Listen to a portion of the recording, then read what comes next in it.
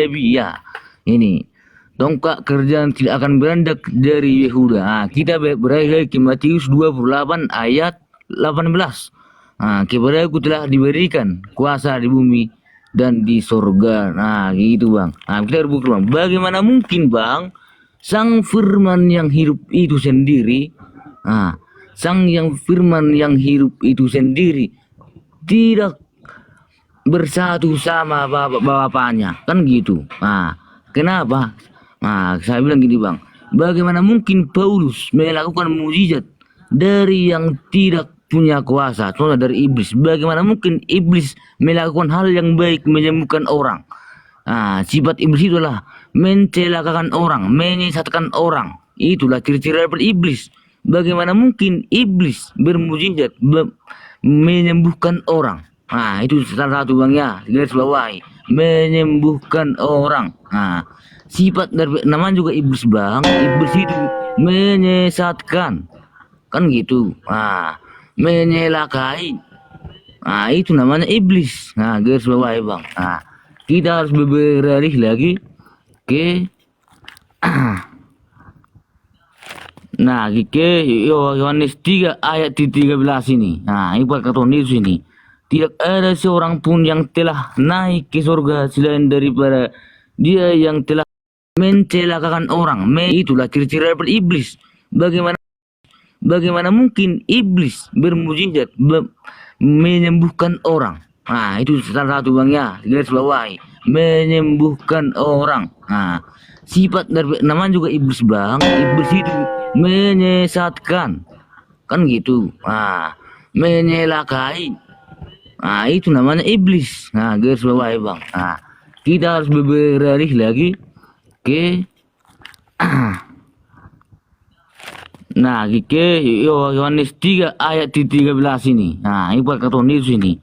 Tidak ada seorang pun yang telah naik ke surga selain daripada dia yang telah turun dari surga. Garis bawahi bang, turun dari surga ya.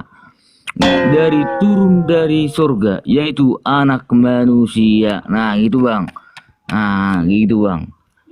Kita harus garis bawahi, turun dari surga ya, bukan dari bumi ke surga, bukan. Turun dari surga. Gitu aslinya bang. Kita beralih lagi ke ke Yesaya 7 ayat 14. Ini bang. Gini. Sebab Elohim sendirilah yang akan memberikan kepadamu suatu pertanda. Sesungguhnya seorang perempuan muda akan mengandung dan akan melahirkan seorang laki-laki, dan ia menamakan dia Elohim menyertai kita. Gini bang. Kita lagi ke ulangan 9. Ulangan 9. Bang El Sadai, pelan Bang El Sadai. Bentar ya Bang El Sadai ya. Saya sapa dulu ini Alogo. Selamat siang, Bro. Alogo. Oi. Selamat siang. Oke, Bro Alogo, ada yang mau ditanggapi barangkali sebelum nanti ke Gurunda Zuma. Silakan, Bro. Dilanjut aja dulu, itu kan Bang Elsa itu lagi menanggapi. Dilanjut aja dulu Bang, nanti kalau kira-kira ada yang mau saya tanggapin boleh saya nanti interupsi. Silakan. Oke, siap. Thank you. Oke, Alogo, terima kasih sudah kondusif ya. Silakan El Sadai, udah kelar narasinya, Bro? Oke, satu lagi bang ya. Silakan teman-teman sambil di-tap Iwan Pilah, lanjut. Dengar nih bang ya, ini telah dilanjutkan bahwa Tuhan Yesus itu akan disiksa tentara-tentara di sini. Dengar dulu bang. Di dalam Yesaya 9 ayat 5 sampai 6 ini. Sebab setiap sepatu tentara, sepatu tentara ya. Sebab setiap sepatu tentara yang berderap-derap dari dan setiap jubah yang berlumuran darah, kan gitu. Akan menjadi umpan api. Gitu bang.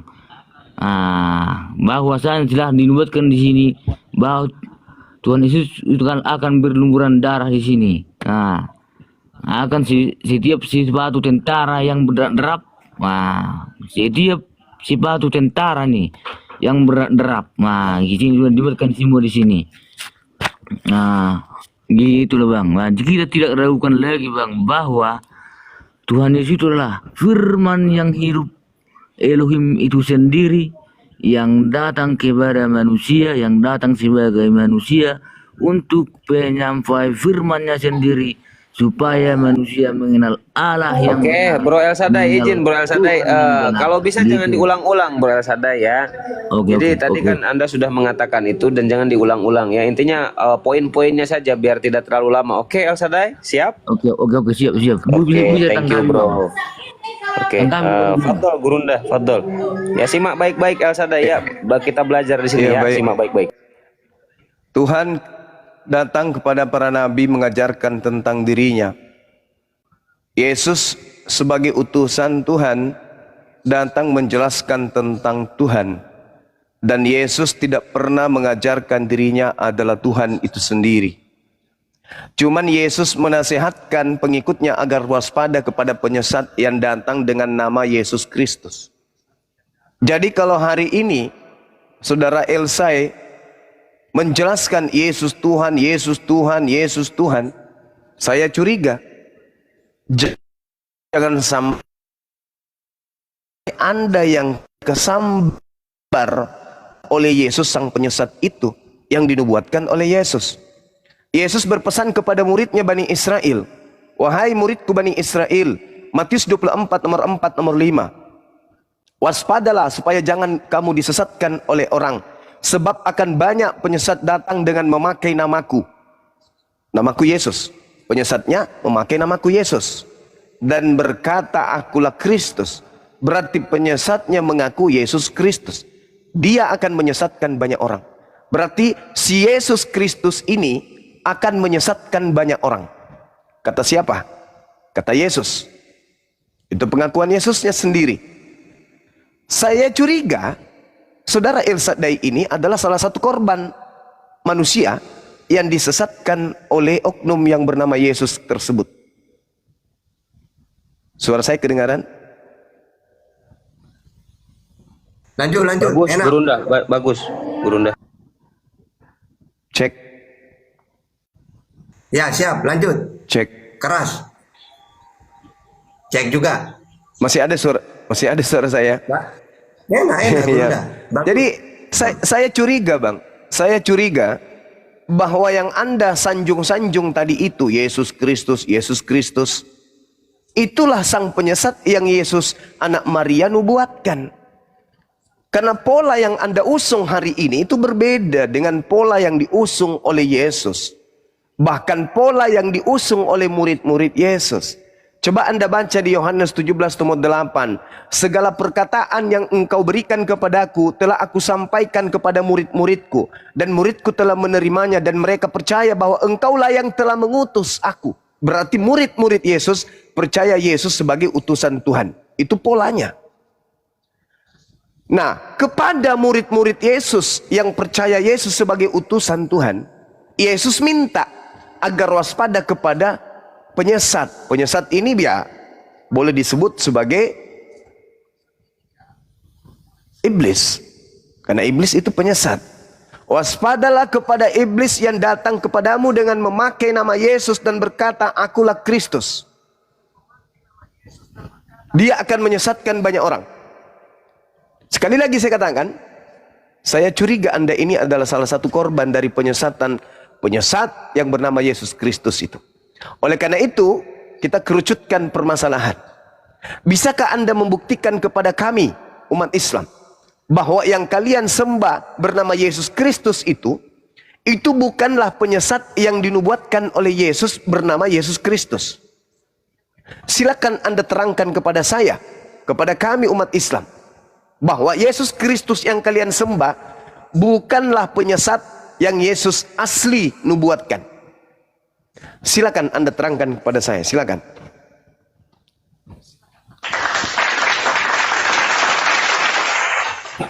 Oke, Silakan, oke Sadai. Bang, ya. Nah, gini Bang. Nah, di dalam Yohanes 4 ayat 24. Nah, ini kata Yesus ini ya. Allah itu roh. Wah, dengar bang ya. Allah itu roh. Dan barang siapa menyembah dia harus menyembahnya dalam roh dan kebenaran. Nah, ini bang. Nah, kita lagi bang. Kita kaji dulu bang di dalam Kejadian 6 ayat 3 tadi. Nah, gini bang. Ini kata bapak sendiri nih. Kata bapak sendiri. Dengar. Rohku tidak akan selama-lamanya tinggal di dalam manusia. Karena manusia itu adalah daging. Tetapi umurnya 120 tahun saja. Nah, nah gini bang. Gini. Di dalam Yesaya 9 ayat 6. Gini kan bang ya. Sebab seorang anak telah lahir untuk kita. Seorang putra telah diberikan untuk kita. Lambang pemerintahan ada di atas bahunya. Dan namanya disebut orang penasihat ajaib.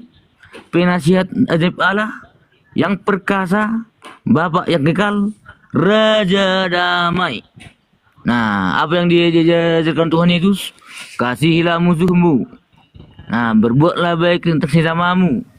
Nah, kan gitu. Nah, jangan kan gitu.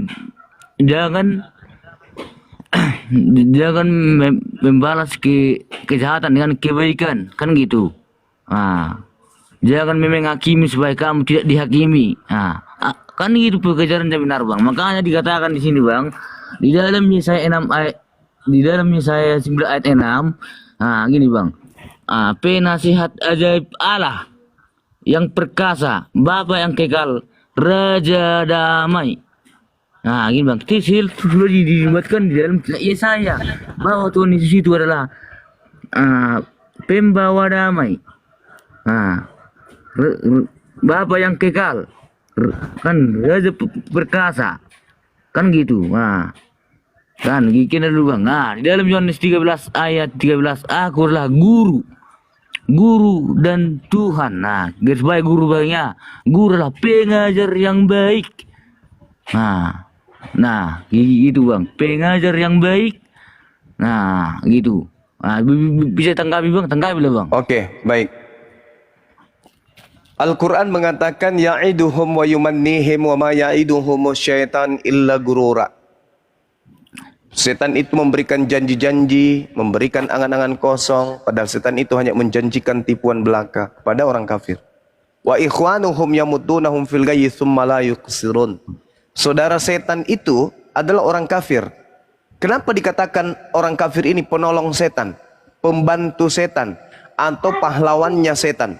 Karena orang kafir ini kemudian yang memproklamirkan, yang mempromosikan kepada manusia, Tuhan saya itu, sembahan saya itu adalah Tuhan lo. Padahal yang dia sedang promosikan itu adalah iblis yang datang menyamar. Hari ini, saudara dengan cakap, dengan mahir, Anda menundukkan makhluk yang bernama Yesus Kristus itu dengan sebutan Tuhan yang perkasa, Raja damai, Allah yang kekal. Segala macam bentuk gelar Anda nobatkan kepada oknum tersebut. Dengan kata lain, Anda memantapkan misinya, Anda membantu misinya, agar orang-orang yang lemah akal kemudian bisa terpengaruh dan menuhankan kepada sosok yang ngaku Yesus Kristus itu. Anda lupa, Yesus anak Maria berpesan agar waspada kepada penyesat yang mengaku bernama Yesus Kristus. Anda lupa itu, atau pura-pura nggak mau tahu, atau jangan-jangan memang Anda sudah terbelenggu, atau jangan-jangan Al-Quran ini betul sahih, valid, sah, dengan mengatakan wa ikhwanuhum yamuddunahum fil ghayyi tsumma la yuqsirun. Orang-orang kafir itu adalah saudara-saudaranya setan, membantu setan di dalam mendurhakai Tuhan pencipta langit dan bumi, dan mereka tidak akan henti-hentinya untuk menyesatkan manusia. Tugas Anda bukan memperkuat kedudukan Yesus Kristus yang datang kepada Paulus itu dengan berbagai macam embel-embel, Tuhan yang perkasa, Allah yang kekal. Padahal itu adalah gelar-gelar yang Tuhan berikan kepada Hezekia, Raja Yehuda. Jangan Anda ambil itu gelar untuk Hezekia. Bukan gelar untuk makhluk yang datang mengaku Tuhan dengan simbol Yesus Kristus itu. Tugas saudara adalah mengulas, menjelaskan, menjabarkan bahwa yang kami sembah yang datang kepada Paulus mengaku Yesus Kristus itu betul-betul adalah anak Maria. Jangan malah kemana-mana Anda menguatkan posisinya, Anda malah menguatkan Al-Quran.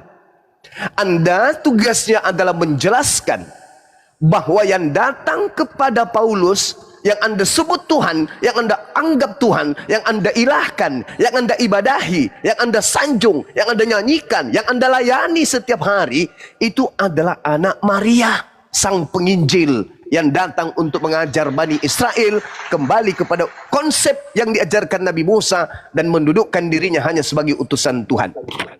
Pertanyaan saya nih, ketika saya membaca Bible di Yohanes 14 nomor 31, dunia harus tahu. Nih Yesus yang mengatakan. Kalau Yesus sudah mengatakan dunia harus tahu, artinya apa? Orang Indonesia harus tahu bahwa aku Yesus senantiasa mendengarkan Bapa, senantiasa mengasihi Bapa yang ada di langit, dan melakukan pekerjaan-pekerjaan yang diperintahkannya untuk aku kerjakan. Kata Yesus tuh, dunia harus tahu, orang Indonesia harus tahu bahwa Yesus itu adalah orang yang soleh, orang yang muslim, orang yang berserah diri kepada Tuhannya. Apa yang diperintahkan Tuhannya, itu yang Yesus lakukan menurut Yesus, dan kita orang Indonesia harus tahu itu. Hari ini kok ada penyampaian di mana kita harus tahu bahwa Yesus Kristus itu adalah Tuhan itu sendiri. Siapa sebenarnya yang ingin kemudian diakui sebagai Tuhan selain daripada Tuhan? Siapa yang sebenarnya ingin diakui, ingin dilantik, ingin diagung-agungkan sebagai pencipta, sebagai sumber segala-galanya selain daripada Tuhan? Bukankah dia iblis? Bisa nggak iblis mengaku Yesus Kristus? Bisa. Apa buktinya iblis bisa mengaku Yesus Kristus? Yesus mengatakan sendiri, waspadalah kepada penyesat yang datang kepadamu dengan memakai namaku. Berarti penyesatnya menjual nama Yesus. Berarti penyesatnya memakai nama Yesus. Andai pada saat itu sudah ada KTP, maka penyesatnya itu bernama di KTP-nya dengan nama Yesus Kristus. Tolong dipahami ini dulu. Ketika kemudian Anda mendudukkan Sang Yesus Kristus yang adalah penyesat menurut Yesus, maka segala upaya Anda berikan kepada dia, segala lantikan, segala gelar, Maha Pencipta, Maha Kuasa, Maha segala-galanya, Anda nobatkan kepada dia. Benarkah Yesus anak Maria demikian? Tidak. Yesus anak Maria mengatakan, Yohanes 5 nomor 30, aku tidak dapat berkata-kata dari diriku sendiri. Nah sekarang Anda menjabarkan Yohanes 4 nomor 24. Tuhan itu adalah roh, maka sembahlah dalam roh. Tidak ada pengajaran di dalam kitabnya orang Yahudi, ilah yang disembah oleh mereka itu adalah roh. Tidak ada pencipta langit dan bumi, itu roh. Tidak ada ilmunya, itu nggak ada. Anda mau baca di mana literasi dalam kitabnya para nabi, tidak ada dikatakan Tuhan itu roh, Elohim itu roh, nggak ada. Sedangkan kata roh yang Anda gunakan itu bersumber dari bahasa Yunani yang artinya pneuma. Pneuma itu artinya hantu juga bisa. Coba Anda lihat tuh, di dalam di dalam Lukas 24 nomor 37. Mereka murid-murid ketakutan sebab mengira melihat hantu. Hantu di situ apa bahasa Yunaninya? Pneuma. Sedangkan Yohanes 4 nomor 24 juga pneuma. Pneuma hotheos. Hantu itu adalah dewa. Itu terjemahan aslinya. Pneuma heteos artinya dalam bahasa Indonesia, hantu itu adalah dewa. Berarti Anda harus menyembah dewa di dalam hantu. Bagaimana itu ceritanya? Maaf nih, maaf saya bertanya, bukan menyimpulkan. Karena itu data di dalam kitab saudara. Nah, kembali saya simpulkan kepada saudara saya ini, sebelum saya izin sholat ibadat zuhur, saya katakan kepada saudara, bahwasanya Yesus mewanti-wanti kepada Bani Israel, bukan kepada Kristen. Andai saja Bani Israel kita ibaratkan warna hitam, maka Kristen warna merah. Kepada warna hitam, Yesus berkata, wahai warna hitam, ya paman, waspadalah kepada penyesat yang datang kepadamu dengan memakai nama Yesus Kristus. Dia akan menyesatkan banyak orang. Nah, penyesat datang kepada warna hitam ditolak. Penyesat datang kepada warna merah, diterima. Lahirlah Kristen dengan konsep ketuhanan kepada makhluk yang bernama Yesus Kristus. Warna hitam, Bani Israel, apakah menyembah Yesus Kristus? Nehi, tidak. Warna merah yang adalah Kristen, apakah menyembah kepada sosok yang ngaku Yesus Kristus? Yes. Sekarang yang mana yang menjadi korban? Yang hitam Bani Israel atau yang merah yang Kristen yang jadi korban penyesat yang ngaku-ngaku Yesus Kristus? Kalau Islam tidak mungkin. Islam tidak menyembah kemudian Yesus Kristus. Hindu tidak menyembah Yesus Kristus. Buddha tidak menyembah Yesus Kristus. Hanya yang warna merah inilah, si Kristen inilah yang kemudian mengilahkan kepada sosok yang mengaku Yesus Kristus. Dan Kristen ini 2 miliar kan? Maka apa yang dinubuatkan Yesus, dia akan menyesatkan banyak orang, tergenapi. Tergenapi. Orang Yahudi yang warna hitam tidak percaya kepada sosok yang datang. Akulah Yesus yang kau aniaya. Akulah Alfa dan Omega. Akulah bintang timur, sang gilang gemilang. Orang Yahudi tidak percaya. Orang Romawi percaya. Maka orang-orang yang percaya ini kemudian pertama kali disebut Kristen di Antioquia, pengikut Paulus in the gang. Sekarang Anda renungkan. Sekarang Anda renungkan.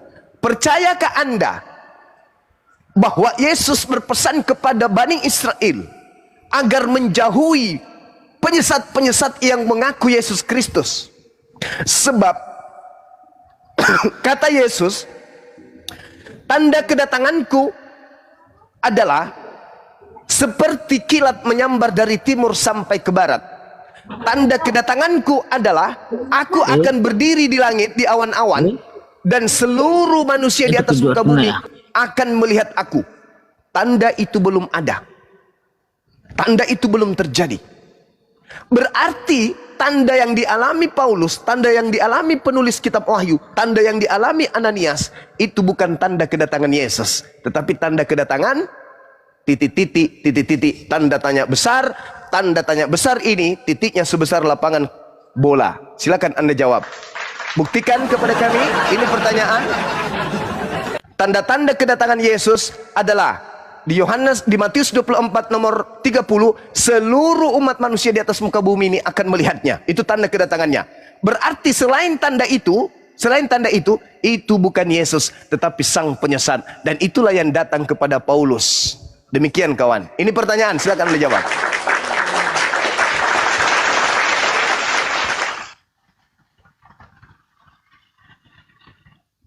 El Sadai, buka mute-nya El. Ahijay, Kobeni, Waalaikum. Waalaikumsalam warahmatullahi wabarakatuh. Waalaikumsalam warahmatullahi. Bunda Zuma. Oke, ini saya tetap Iya, tengah iya, ibaratnya. iya. Oke, biar Masya kita Allah, cari silakan. wujud yang disembah Musa itu ya, Nabi Musa itu ya. Oke. Nah, gini Bang. Di dalam Ulangan 31 ayat 18. Nah, kayak gini Bang, dengar ya Bang ya. Tetapi aku menyembunyikan wajahku sama sekali pada waktu itu karena kejahatan yang telah dilakukan mereka, yakni mereka telah berpaling kepada Allah lain. Nah, gitu bro. Nah, dengar lagi Bang ya. Nih, dengar lagi Bang. Dengar di Ulangan 6 ayat 4 gini Bang. Ini bahasa aslinya ini Bang. Bahasa Ibrani asli ini. Dengar Bang. Yotevabe Israel sema ehad Yotevabe Elohim. Itu Bang, paham Bang? Iya. Nah gitu Bang, aslinya. Ini dengar sekali lagi Bang. Yotevabe Israel sema ehad Yotevabe Elohim. Itu aslinya Bang. Iya. Nah gini. Enggak disebut Yesus Kristus. Loh, kan Yesus itu kan firman yang hidup. Jadi bukan Yesus Kristus disebut di situ, Bang. Kan di sini kan langsung nama Bapak itu disebut sini, langsung nama Bapak. Ini. Ada enggak namanya Yesus Kristus? Loh, kan Yesus itu kan firman yang hidup yang telah berdiam di diri Bapak itu kan gitu. Ya, saya tidak tanya itu dia firman hidup atau firman mati. Yang saya tanya, Bang, terkait dengan penyesat yang dinubuatkan Yesus bergelar Yesus Kristus itu, Bang. Kalau di Islam, Al-Masih, Dajjal Al-Masih kalau di Islam. Ada penyesat bergelar Al-Masih. Yesus pun mengatakan ada penyesat bergelar Kristus. Kristus Al-Masih itu sama. Nah, sekarang tolong tunjukkan kita bahwa yang datang kepada Paulus ini, yang kalian ilahkan inilah, yang kalian sembah-sembah, yang kalian puji-puji, yang kalian ibadi yang bernama Yesus Kristus, apakah itu ilahnya Bani Israel? Apakah Bani Israel mengilahkan Yesus Kristus sebagaimana Kristen mengilahkan sosok yang ngaku Yesus Kristus? Coba. Oke. Silakan. Nah, gini Bang. Nah, di dalam 1 Korintus 8 kan gitu ayat 6 gini Bang, dengar Bang ya. Namun bagi kita hanya satu Allah saja, yaitu Bapa. Ini Elohim ini Bang ya, Elohim. Yaitu daripadanya lah berasal dari segala sesuatu yang untuk dia kita hidup, dan satu Tuhan saja, yaitu Yesus Kristus, yang olehnya segala sesuatu telah dijadikan, dan karena dialah kita hidup. Ngerti Bang? Nah, itu penjelasannya Bang. Iya, tapi Anda akan terpenjara dengan 1 Timotius 2 nomor 5. Allah itu esa, Yesus juga esa. Nah, sekarang ada berapa yang esa? Nah, gini Bang.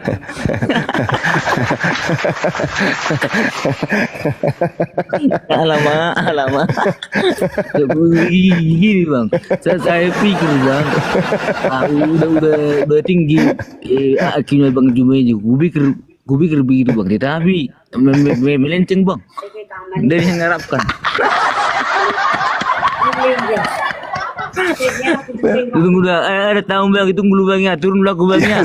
Ya, silakan Saudara Sadai, silakan.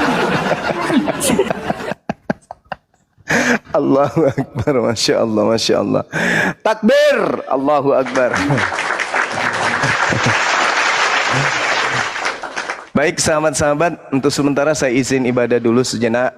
Yang pasti di sebelah ada 2 yang esa, ada sosok yang kemudian ingin menyamai Tuhan, dan itu ya kita masih tataran kita di sini bukan menyimpulkan.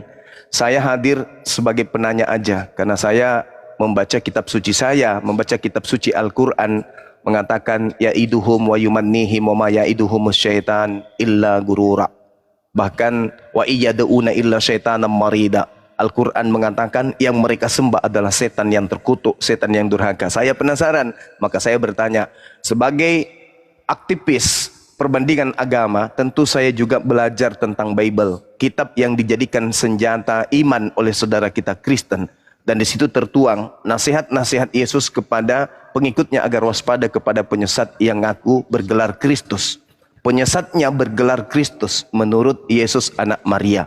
Saya cari, saya temukan data-data ini. Salah satunya yang tadi, 1 Timotius 2 nomor 5 ini, yang mengatakan Allah itu esa, maka esa pula Yesus. Berarti di situ ada 2 yang esa. Yang mana yang betul ini? Anak Maria tidak mungkin esa. Hanya ada 1 kandidat, dan itu tugas saudara Kristen kita untuk menjelaskan. Saya izin sejenak untuk ibadah. Ya, habis ini kita lanjutkan. Kalau kaidahnya gini, saudara, bagaimana reformasi ini bisa ada? Tentu saat dimana Orde Baru sudah tak sanggup lagi kemudian untuk menopang kehidupan kita sebagai anak bangsa, berbangsa dan bernegara, kan gitu. Sehingga dengan adanya reformasi membuktikan bahwa cakupan ketatanegaraan kita itu membutuhkan adanya perbaikan menuju kepada kesempurnaan. Nah, ketika berbicara mengenai agama, Yahudi, Nasrani, di tengah-tengah antara Yahudi dan Nasrani muncul Kristen. Kemudian setelah Kristen ada Islam. Polanya, orang-orang yang percaya kepada agama sebelum Islam harus menjabarkan kebenaran bahwa Islam belum layak. Islam tidak layak hadir di atas muka bumi ini. Dikarenakan agama sebelum Islam itu sudah sempurna untuk dijadikan sebagai kendaraan untuk meniti kehidupan berikutnya. Jadi beban harus di mereka menerangkan ke kita agamanya itu sudah benar. Islam tidak dibutuhkan lagi. Dengan memberikan kemudian kisi-kisi referensi penjelasan tentang agama mereka betul-betul otentik berdasarkan akal dan pewahyuan. Jangan mereka yang menjelaskan Islam sebelum mereka membuktikan bahwa agama mereka itu layak untuk dijadikan sebagai jalan keselamatan. Itu dulu. Kalau kemudian agama mereka ternyata betul-betul bisa dijadikan sebagai standar untuk mendudukkan pola hidup kita dalam rutinitas ibadah kepada pencipta, maka Islam tutup. Nggak dibutuhkan Islam ternyata. Disebabkan karena agama sebelum Islam itu sudah sempurna untuk dijadikan sebagai jalan menuju kepada pencipta. Nah, ini bebannya mereka yang harus membuktikan. Mereka yang harus membuktikan, jangan ke Islam. Karena Islam itu datang belakangan, maka mereka harus menjelaskan kepada kita bahwa agama Islam itu tidak perlu ada, yang ada itu Kristen. Karena Kristen itu alasannya ada gini dan begono. Mereka harus menjelaskan. Jangan menjelaskan Islam sementara agama mereka keteteran.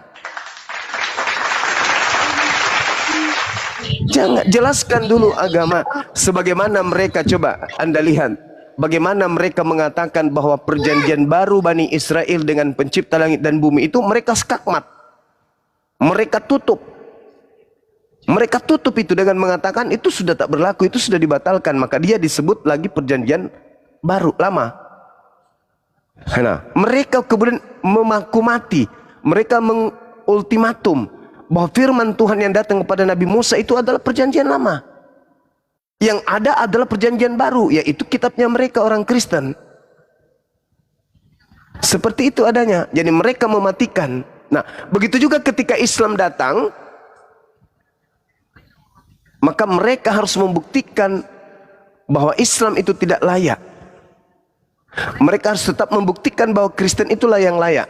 Sebagaimana orang Yahudi tidak masuk Kristen, karena orang Yahudi menetapkan kemudian bahwasanya agama mereka adalah agama yang paling benar, makanya mereka nggak masuk Kristen. Maka Kristen juga harus begitu. Agama mereka adalah yang paling benar, tidak layak menjadi Islam. Nah, apa kebenaran Kristen? Itulah yang kita bahas.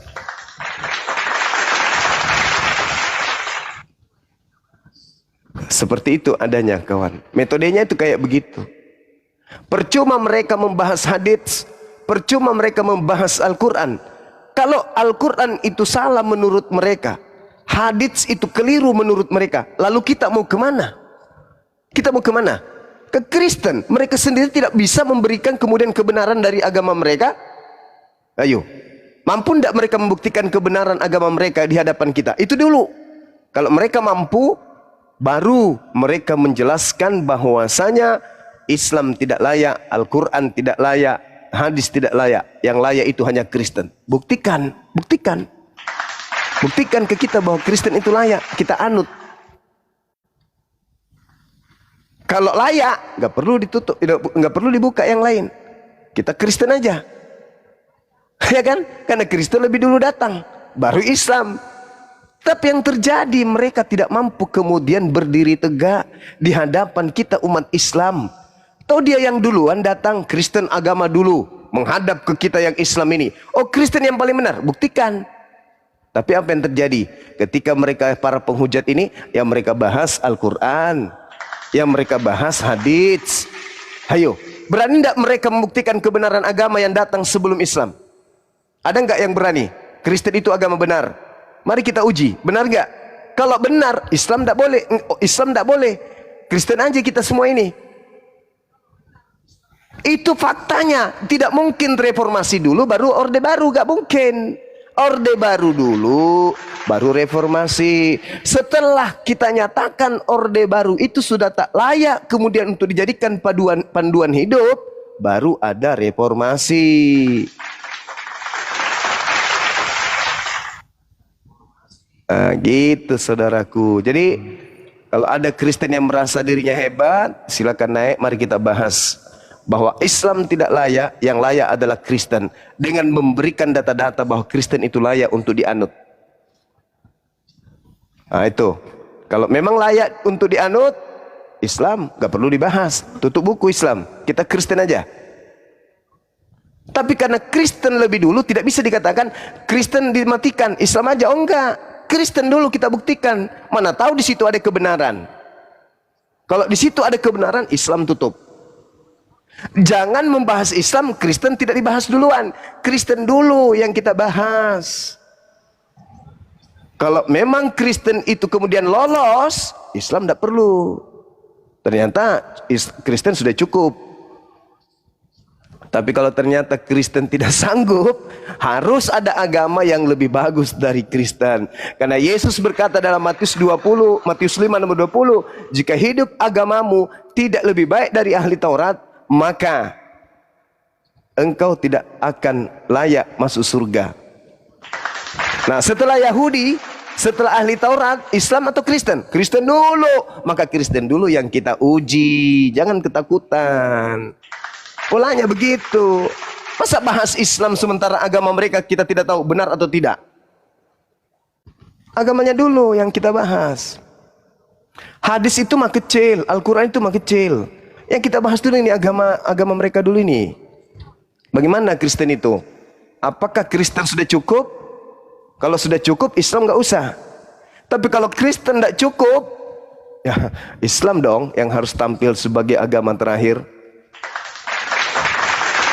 Masa bahas Islam Kristen kita nggak tahu seperti apa Kristen ini? Bahas Kristen dulu dong.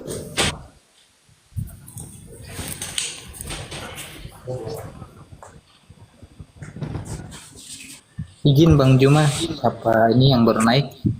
Iya, silakan, silakan. Bang Boma. Baik, nggak ada ya Bang Boma. Boma, selamat siang.